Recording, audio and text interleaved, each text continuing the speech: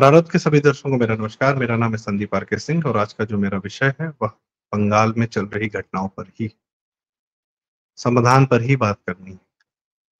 आपने भी सुना होगा, कई लोगों के माध्यम से कई लोग कह रहे हैं कि प्रेसिडेंट्स रूल लगा देना चाहिए भाजपा को और सेंट्रल क्या कर रही है। मैं किसी को डिफेंड नहीं कर रहा हूँ, जिससे जो मन पड़े वो करना चाहिए, पर कुछ उदाहरण देना चाहता हूँ कि यह एक राजनैतिक समस्या नहीं, ये ममता बनर्जी या एक नेता की बात नहीं, जिस जो कर रहा है बात उसकी। मुसलमान वहां पर हिंदू मार रहा है, समस्या ये। और यह हिंदू समाज ने जब जब अपना रिएक्शन दिया है तभी समाधान निकला है। उदाहरण के तौर पर उत्तर प्रदेश की बात करते हैं। मुजफ्फरनगर में दंगा हुआ, क्यों हुआ?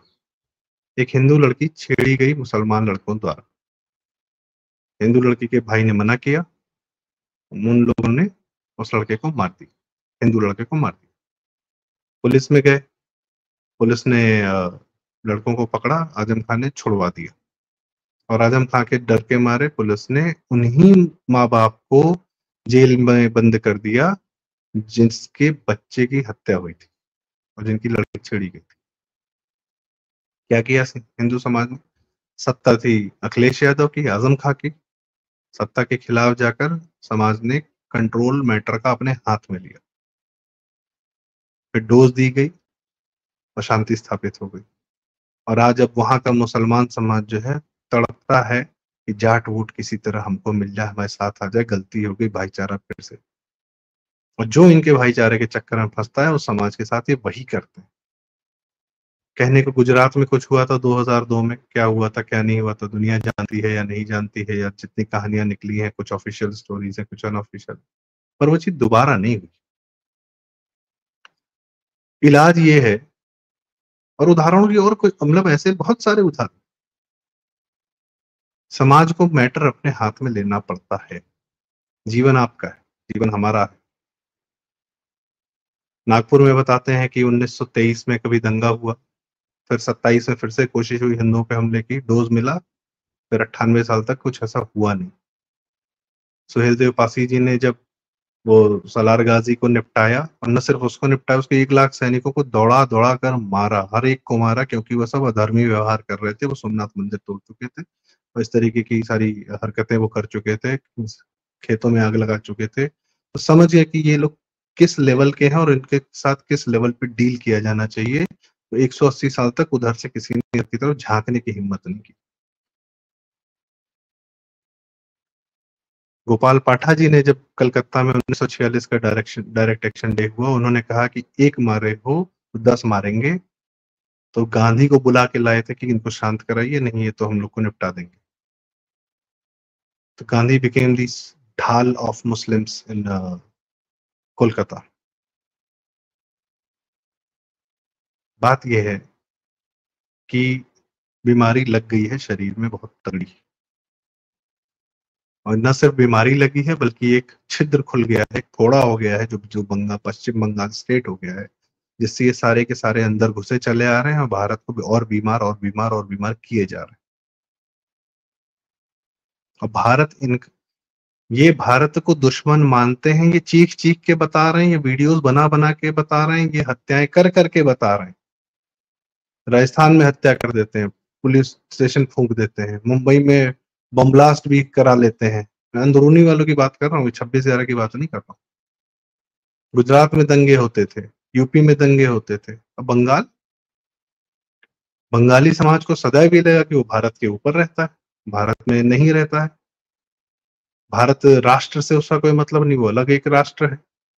ये यही मानसिकता तो ममता बनर्जी की आज भी है और भद्र लोग की आज भी है। और भद्र क्या अभद्र लोग हैं। बुद्धिज्म पूरा फैला हुआ तो उस इलाके में, और म्यांमार में बुद्धिस्ट आपको दिखते हैं, मतलब उधर साउथ ईस्ट एशिया में भी आपको बुद्धिस्ट प्रभाव दिखता है। तो ये इस बंगाल और बांग्लादेश के भी इलाके में बुद्धिस्ट फैले हुए थे। इस्लाम यहाँ तलवार के तौर पे नहीं फैला, अपने आप स्वतः। या थोड़ा बहुत तलवार चलाई गई होगी तो बुद्धिस्ट लोग का अच्छा चलो यार कन्वर्ट कर लो। अफगानिस्तान में भी यही किया था इन्होंने। फिर चलो भाई बंगाल बन गया, मुसलमान देश पूरा बन गया। उसके बाद अंग्रेज आए, तो अंग्रेजियत ओढ़ ली बच्चे कुचे हिंदुओं ने कि आईसीएस बन जाएंगे, ये करेंगे वो करेंगे, अंग्रेजों के चाटुकार हो गए। और सो मच सो दैट कि एक वहां कम्युनिटी एक नई बन गई, एंग्लो इंडियन कम्युनिटी। आईसीएस की नौकरियां किसने की सबसे पहले? बंगालियों ने की। पाश्चात्य कलकत्ता राजधानी थी अंग्रेजों की भाई। जो रिवॉल्यूशनरी बंगाल से पैदा हुए वो एक्सेप्शंस थे, रूल नहीं थे। अभी पुष्कर दा ने कल बताया कि 1946 में हत्याकांड होने के बाद 4 महीने बाद बैठ के शरद चंद्र बोस जी, जो कि सुभाष चंद्र बोस जी के परिवार से ही थे, उनके भाई थे, वो उसी क्या नाम था उसका, सोहरावर्दी जो सीएम था मुस्लिम लीग का, उसके साथ बैठकर ग्रेटर बंगाल बनाने की प्लानिंग कर रहे थे। पाश्चात्यता ले ली अपनी, ठीक है। उसके बाद कम्युनिस्ट विचारधारा को अपने ऊपर ओढ़ लिया। 35 साल तक कम्युनिस्ट सरकार आपने बना के रखी। मरी झापी जैसा मैसेकर हुआ 1979 में, ज्योति बसु के कार्यकाल में हुआ। 10,000 हिंदू एक दिन में मारे गए। कौन से हिंदू थे? तो बांग्लादेश से लुटपिट के भाग के आए थे, कुछ दिन के लिए बसे, यहाँ ठिकाना मिला उनको, यहाँ की कम्युनिस्ट सरकार ने मरवाया। तब भी बंगाल को समझ में नहीं आई कि अरे यार ये लोग ठीक आदमी नहीं। उसके बाद चलिए गरीब गुरबा मारा गया, चलो नहीं समझ में आया, ज्यादा ध्यान नहीं दिया गया, कहानी भी नहीं बताई गई किसी को। अशोक कुमार नाइट्स होते हैं कलकत्ता में, जिसमें बॉलीवुड से उस समय की फिल्म, हिंदी फिल्म इंडस्ट्री से तमाम सिंगर, गायक और सब लोग जो है अशोक कुमार जी के संरक्षण में कलकत्ता में एक बहुत बड़ी फंक्शन, या जिस तरीके से कहते हैं फिल्म फेयर जो आपको दिखता है, उससे भी बड़ा कार्यक्रम था वहां पर। 50,000 लोग अटेंड करने आए थे। 2 दिन तक लाशें मिली, 2-3 दिन 4 दिन तक लाशें मिलती रही। कम्युनिस्टों ने वहां वो दंगा किया, सबको, सारे एक्टर्स और बॉलीवुड के जितने लोग, सबको भागना पड़ा वहां से। कितनी बड़ी घटना हुई। और ये घटना का तो मेरे पास एक गवाह भी है, मेरी उनसे बातचीत हुई। He said yes it happened, I was there. Lucknow में रहते हो। कम्युनिस्ट नक्सलवाद, नक्सलबाड़ी नाम के जगह से शुरू हुआ, पूरे देश में फैलाया। कहां से? बंगाल से। तो इस्लाम ओढ़ा आपने, अंग्रेजियत ओढ़ी आपने, ईसाइयत ओढ़ी आपने। मदर टेरेसा कहाँ काम कर रही थी? सिर्फ कन्वर्जन के काम कर रही थी। नक्सलिज्म ओढ़ा आपने, कम्युनिस्ट आपके, और इस्लाम तो किसी तरीके से पूरे देश में पहुंचाने का काम आप आज भी कर रहे हो। अब कट रहे हो लेकिन समझ में नहीं आ रहा है कि करना क्या है। जो जिस भाषा में कह रहा है, लड़ रहा है, भिड़ रहा है आपसे, उससे तो उसी भाषा में बात करनी पड़ेगी ना। प्राइड अभी भी नहीं जा रहा है, बंगाली प्राइड। महुआ मैत्रा घोषित रूप से जो है चुन के आती है संसद, संसद में सांसद बनती है। ये होती है कि भाई उन्होंने पैसे लेकर हीरानंदानी से सवाल पूछे और इस तरीके की हरकतें कि अपना आईडी पासवर्ड दे दिया, पता नहीं क्या क्या, उसके बाद दोबारा चुन के भेज देते हो। पहले सड़क पे उतरना होगा, फिर राजनीति भी अपने हाथ में लेनी होगी जनता को। बाहर से समाधान नहीं मिलेगा आपको, न मिल पाएगा। यूपी वाले लाख गुना बेहतर हैं भाई। उदाहरण इसलिए दे रहा हूं क्योंकि हर प्रकार के लोगों को यहाँ पर सत्ता पलट पलट कर जिसने जो किया उसके उसको उठा के पटक दिया गया। मुलायम सिंह ने गोलियां चलवाई या जो भी किया, तो उसको भी, मुलायम सिंह कभी 5 साल पूरा कंप्लीट नहीं कर पाए थे, कभी मेजोरिटी नहीं मिली मुलायम सिंह को। बहुत बड़े नेता थे यूपी के। हर जाति के लोगों को यूपी की जनता ने सीएम बनाया। राजनाथ सिंह जी बने छत्तीस समाज से, ओबीसी से, मुलायम सिंह बने, कल्याण सिंह जी बने, मायावती बनी दलित समाज से, सबको बनाया सीएम। और देखा कि अच्छा आप में गड़बड़ है तो आपको उठा के पलट दिया। फिर एक ढंग का आदमी मिल गया, मोदी जी आए बाहर से, तो उनको सर्वस्व सीटें सौंप दी, 72 सीटें। फिर यूपी में कोई घोषित मुख्यमंत्री नहीं था, भाजपा की हालत खराब थी 2017 के चुनाव में। मोदी जी के चेहरे पे, इन पे भरोसा करके चलो ये आदमी ठीक है, काम कर रहे हैं, या जो भी इन्होंने किया है हमको अपने समाज के लिए, ये बाहर से जो आए यही ठीक है, तो उनको अपना सर्वस्व सौंपा, 325 सीटें दी, फिर हमें योगी जी सीएम मिले, फिर हमने उनके पीछे पूरी ताकत लगा दी। और ये यूपी की जो जनता, जिसको कहा पूरा देश भैया भैया भैया बोलता है ना, ये इस जनता की समझ है अपने जीवन के प्रति, जो किसी intellectual so called elite class से बहुत बेहतर है। इतना तो पता है कि कौन ठीक है कौन नहीं है, हमारा जीवन हमारा समाज हमें कैसे शांति से जीने को मिलेगा, और कौन हमको शांति से नहीं जीने दे रहा है उसको पलट दें। इनसे कम्युनिस्ट नहीं पलटेगा। आज ममता बनर्जी कौन सा बात करके ममता बनर्जी सत्ता में आई थी? व्यापार बहुत बड़ा आ रहा था, टाटा का प्लांट आ रहा था सिंगूर में, नैनो का। यही नहीं समझ में आया कि अच्छा टाटा का प्लांट आएगा तो कुछ फायदा हो जाएगा यहाँ के लोगों का, तो ममता बनर्जी के पीछे चले गए कि हटाओ यहाँ से, प्लांट हटाओ। इंडस्ट्रियल सिटी थी, बैठ के आपने खुद किल की। बिरला जी थे या कौन थे, बहुत बड़े व्यापारी थे बिरला जी, शायद कोई मुझे ध्यान नहीं आ रहा। कॉर्पोरेट्स के सारे हेड ऑफिस जो है कोलकाता में हुआ करते थे। एक बार, मुझे नाम नहीं ध्यान आ रहा है, लेकिन ये कहानी है, आप गूगल पे भी सर्च करिएगा, कि उनको, वो अपने ऑफिस जा रहे थे और उनको जो है सड़क पर उनकी गाड़ी से उतार के कम्युनिस्टों ने सारे कपड़े उतार के, और फिर उनको नंगा ऑफिस भेजा, सिर्फ चड्डी में भेजा था। फिर उन्होंने रैप अप कर दिया अपना सारा हेड ऑफिस, और उनके साथ साथ फिर बहुत सारे इन्वेस्टर्स या जो कॉर्पोरेट्स थे वो वहां से निकल गए, कलकत्ता से। उसके बाद भी आपने उन्हीं लोगों को चुना। उसके बाद ममता बनर्जी जब इन्वेस्टर समिट बुलाती हैं तो लोगों से पूछती है, तुम बंगाल में इन्वेस्ट क्यों नहीं करता है, तुम इन्वेस्ट क्यों नहीं कर रहा है? This is how she talks to industrialist.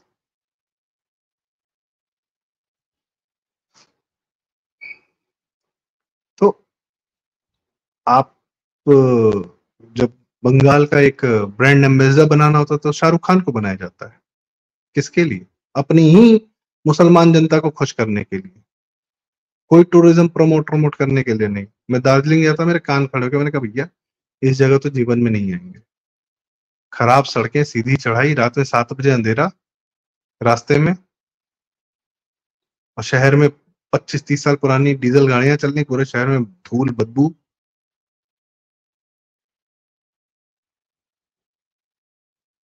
Bagdogra उतरे तो देखे कि नदी में जो है रोहिंग्या बसे हुए हैं, हरे रंग का झंडा लगा के।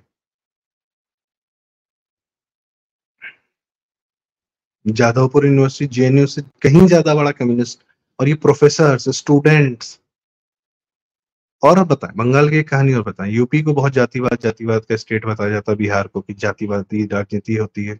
बंगाल में सवर्ण के अलावा आज तक कोई मुख्यमंत्री बना ही नहीं, ब्राह्मण के अलावा।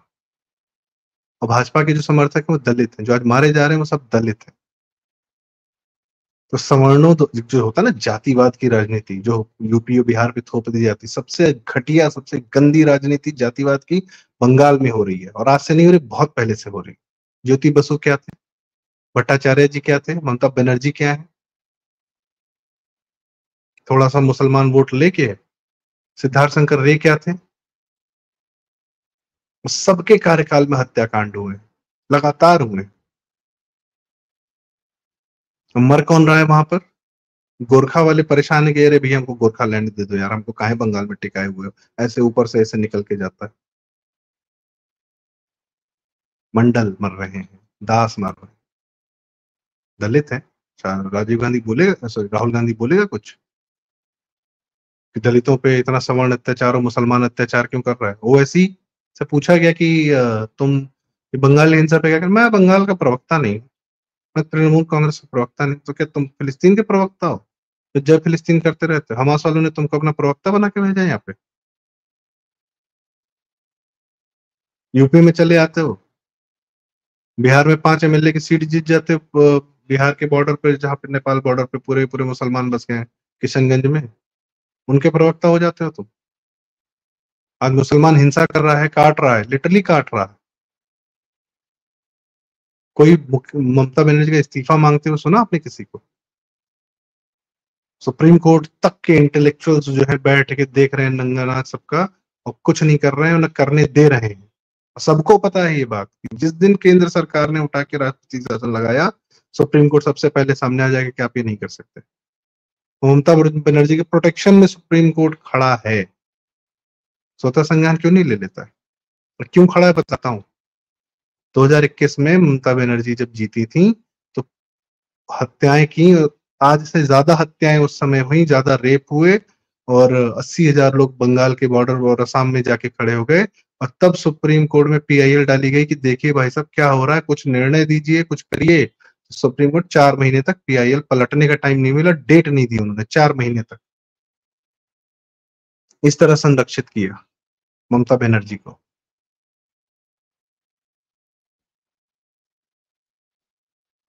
बनते इंटेलेक्चुअल, चलाएंगे देश, भारत चलाएंगे लोग। भारत के समाज को समझना पड़ेगा कि एक वर्ग है जो चीख चीख के कह रहा है कि हमको भारत से दुश्मनी है, हमको हर आदमी जिसमें भारतीयता है, हमको उसको मारना है, और वो मार रहा है। और हम पाकिस्तान को दुश्मन घोषित कर सकते हैं, चीन को दुश्मन घोषित कर सकते हैं।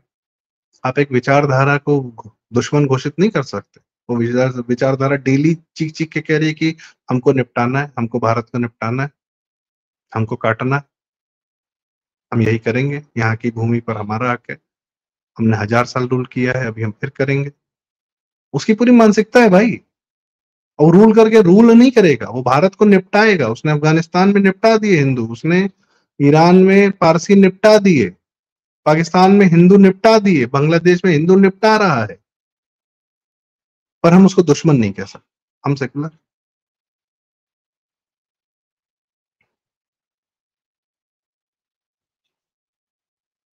कोई समाधान नहीं है इसका।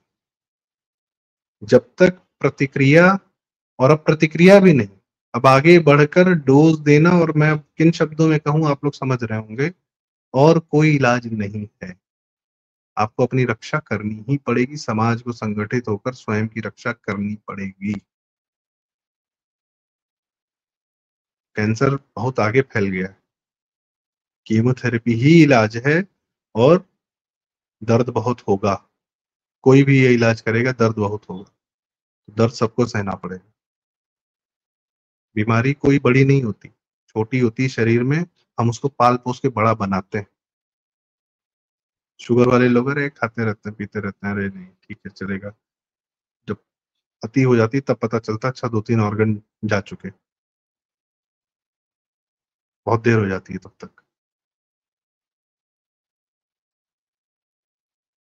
इरफान खान भी मर ही गए ना कैंसर से, स्टीव जॉब्स भी मर गए, बड़े बड़े लोग कैंसर से मर गए। तो ये कैंसर भारत भी खा जाएगा, खा ही गया। दो दो हिस्से तो खा ही गया ना, 2 अंग तो आपके, 2 हाथ तो खा ही गया। और ये लॉन्ग टर्म प्रोजेक्ट हमारा होना चाहिए कि हमको यह सब नहीं होने देना है, कि दोबारा नहीं होगा, यह तय करना है। यही कह सकता हूँ, यही यही समझ में आ ही रहा है। बाकी आपकी क्या राय है, आप कमेंट्स में हमें जरूर बताएं। सुनना जरूरी है आप लोग को भी, सबको कुछ ना कुछ तय करना भी अब बड़ा जरूरी हो गया। बहुत बहुत धन्यवाद, नमस्कार, प्रणाम।